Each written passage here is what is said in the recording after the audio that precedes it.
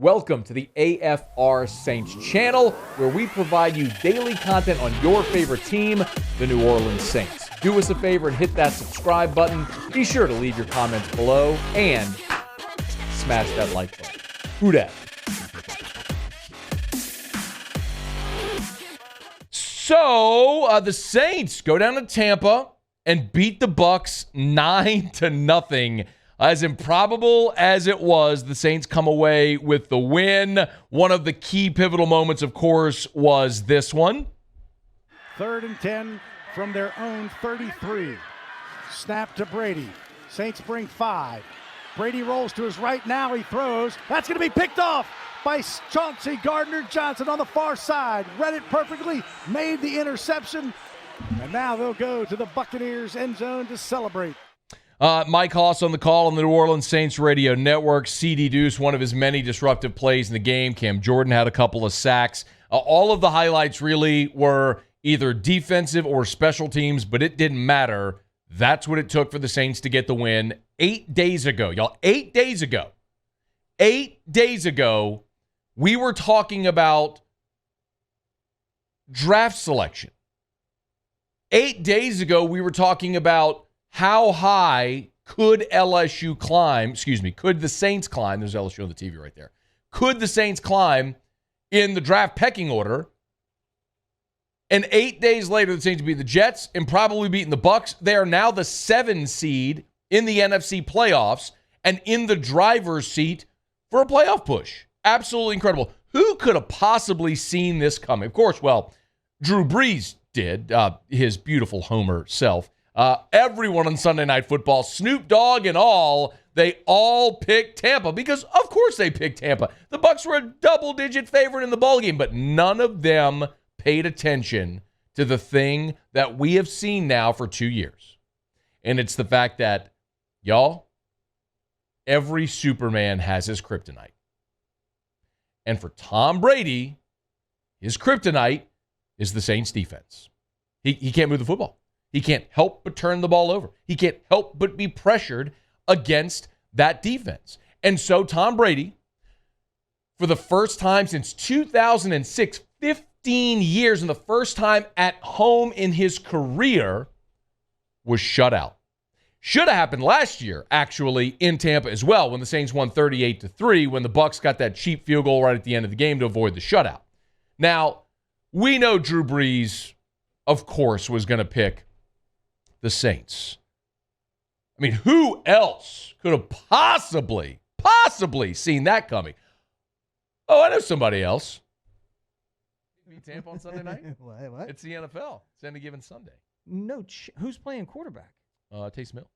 No chance.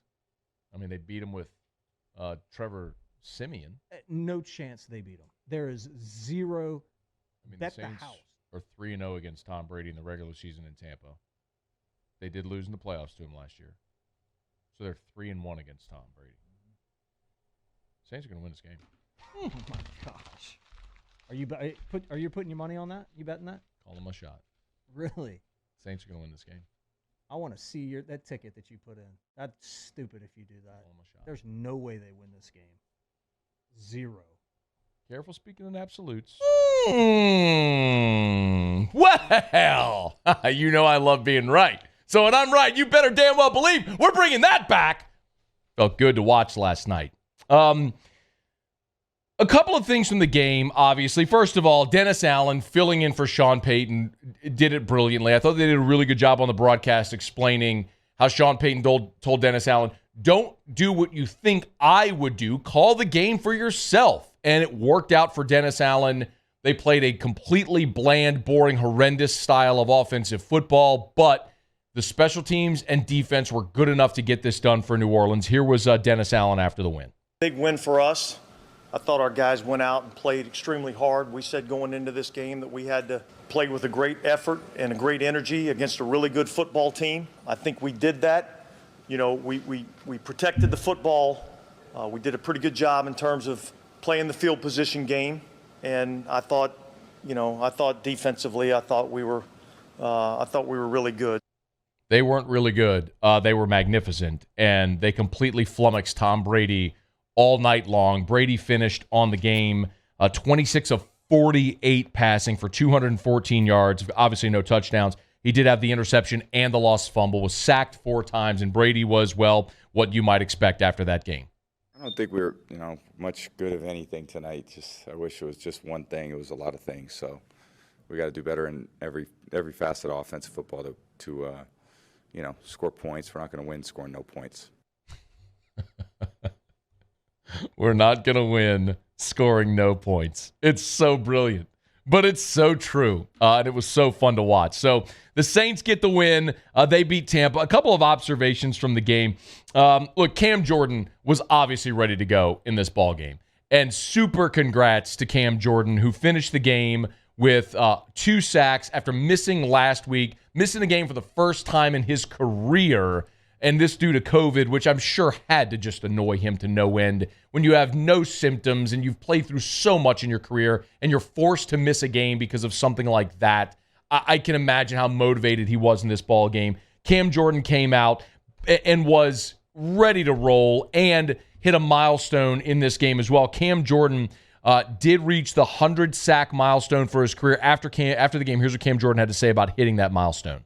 Super to be a part of a defensive line that ended up with 4 sacks on Tom Brady. The fact that this was a byproduct that it happened in this game against a divisional opponent, I'm going to worry about that after the season. I'm trying to stick to my guns here about talking about accolades after the season, but it feels good. God has blessed me truly to not only be healthy, to play throughout the whole game, to play these last 11 years, to accumulate the amount of sacks that I have. And I first and foremost want to thank, Jesus Christ. I want to thank, the fam for being the foundation and, Pops for giving me the bloodline to be able to put something like this together.